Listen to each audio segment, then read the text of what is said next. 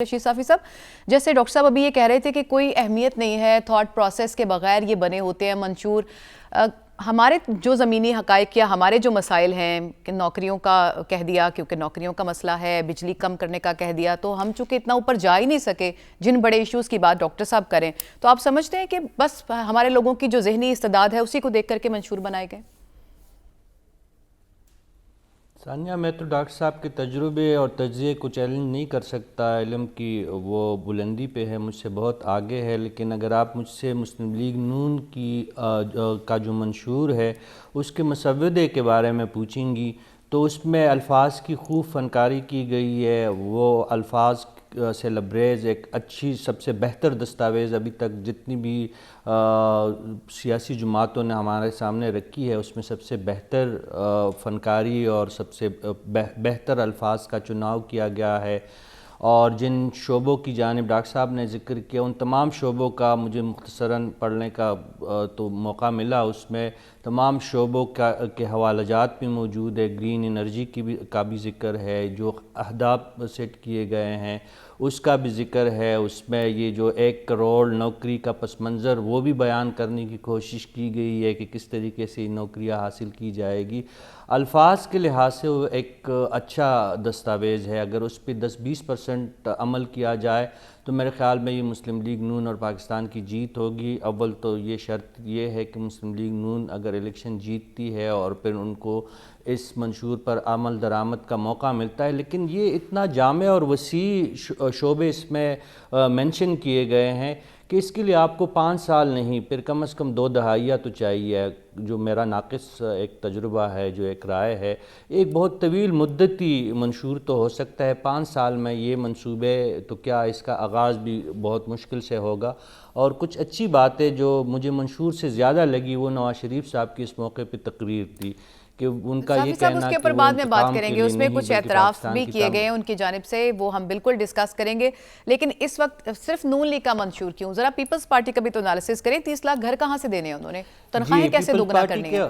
جی ثانیہ، جی Peoples party کا منشور تو جو پینل کے باقی ساتھی مجھ سے بہتر جانتے ہیں کہ جب سے بھٹو کا ظہور پاکستان کے منظرنامے پہ ہوا ہے تو روٹی، کپڑا اور مکان کا ایک نعرہ لگایا تھا. آج تک وہ نعرہ، اس پہ کوئی ایک نعرہ بھی تکمیل تک نہیں پہنچا. اور یہی روٹی، کپڑے اور مکان کی بات جو نواز شریف صاحب کا منشور ہے کہ پاکستان کو نواز دو کے نام سے جو ایک نعرہ انہوں نے بلند کیا، اس کا اعادہ بھی یہی 3 چیزیں ہیں. بنیادی ضرورت اس وقت کیا ہے؟ پیٹ خالی ہے لوگوں کے، روزگار نہیں ہے.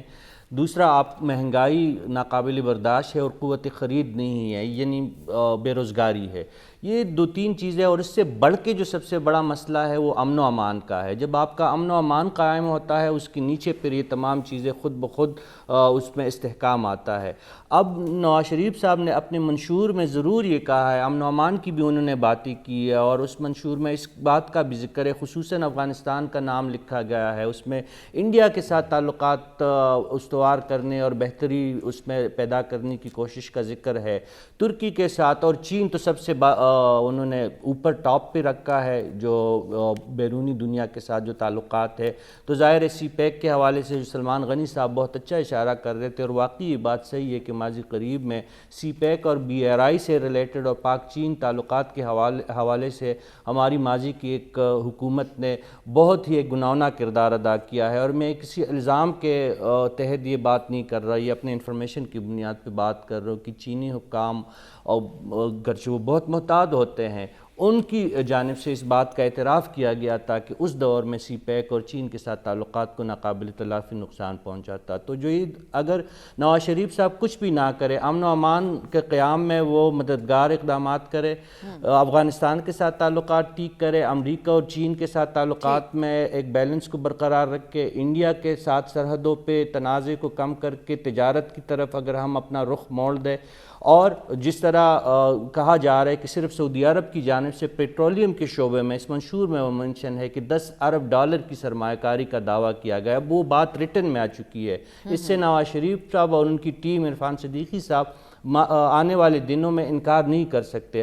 ہمیں دکھلانا ہوگا اس حکومت نے کہ $10 ارب کا صرف اگر سعودی عرب سے دعویٰ ہے اور $40 ارب آپ اگر صرف آئی ٹی کے شعبے میں 5 سال کے اندر ایکسٹرا آمدنی کی دعویٰ کر رہے ہیں اور $200 تک اگر آپ ایک عام شہری کی آمدن کو بڑھانے کا جو آپ کا دعویٰ ہے اور 13-14% جو آپ ٹیکس بڑھانے کی بات کر رہے ہیں دوسری جانب 2005 سالوں میں آپ کے اندر تو یہ بیلنس آپ کس طرح یہ کس جو مجھے تو سمجھ نہیں لگ رہی کہ یہ عرفان صدیقی صاحب ماہر معاشیات بھی ہے, ماہر سماجیات بھی ہے, ماہر سیاسیات بھی ہے, خارجہ پالیسی بھی انہوں نے ترتیب دے دی ہے. اب مجھے نہیں پتا کہ یہ اتنی زیادہ جو علم کے خزانے کہاں سے ان کے ہاتھ لگے ہیں. رشید صافی صاحب, بلاول بھٹو کو بڑی دلچسپی ہے آج کل نواز شریف صاحب سے مناظرہ کرنے کی, کیا وجوہات ہیں اس کی؟ اور دوسرا, آج خواجہ آصف نے بھی کہا ہے کہ بلاول صاحب کو سوچنا چاہیے کہ مل کے تو ہمارے ساتھ ہی بیٹھنا ہے. جی مجھے بھی ایسا ہی لگتا ہے. سلمان غنی صاحب نے درست جانب اشارہ کیا کہ پیپلز پارٹی میں فیصلہ سازی کا اختیار بدستور آصف علی زرداری کے ہاتھ میں ہے. پہلے مرحلے میں آصف علی زرداری صاحب اپنے سندھ کے قلعے کو فتح کرنا چاہتے ہیں اور ظاہر ہے اس کے بعد جو اپنے آپ کو مفاہمت کا بادشاہ بھی وہ کہلواتے ہیں, تو اسی مفاہمت کا شاید اندازہ کیا ہوگا خواجہ آصف صاحب نے. لیکن بلاول بھٹو صاحب جو جلسوں جلوسوں میں جو لب و لہجہ اختیار کرتے ہوئے جو تقاریر کر رہے ہیں اس نے سما باندھا ہوا ہے. اچھی بات ہے کہ وہ تنقید کر رہے, شائستگی کے ساتھ کر رہے. آج پشاور میں بھی انہوں نے طنز کے تیر بھی برسائے اور ایک اچھا خاصا پشاور کے دہشت اور خوف کے فضا میں جہاں سردی بھی زوروں پہ تھی اس سرد موسم میں بلاول بھٹو زرداری نے اچھا شو کیا. لیکن اس کے مقابلے میں نواز شریف صاحب کی بیٹی مریم نواز صاحبہ نے بھی ابٹاباد میں اس سے بھی زیادہ سرد علاقے میں اور نسبتاً چھوٹے شہر میں ایک بڑے اجتماع سے کل کے خطاب کیا ہے. تو میرے خیال میں یہ جو سیاستدان ایک دوسرے پہ تنقید کر رہے ہیں اور ماضی کی غلطیاں ایک دوسرے کو یاد دلا رہے ہیں اور خواجہ آصف صاحب جو آنے والے مستقبل کی پیش بینی کر رہے ہیں, یہ اچھی بات ہے. ویسے بھی ہمیں یہ بات ذہن نشین کرنی چاہیے, چاہے الیکشن کا ماحول جیسا ہو اس پہ ہم بات نہیں کرتے. صافی صاحب بڑا اچھا کامنٹ کرے تھے, لیکن تھوڑی وقت کی ہمارے پاس قلت ہے.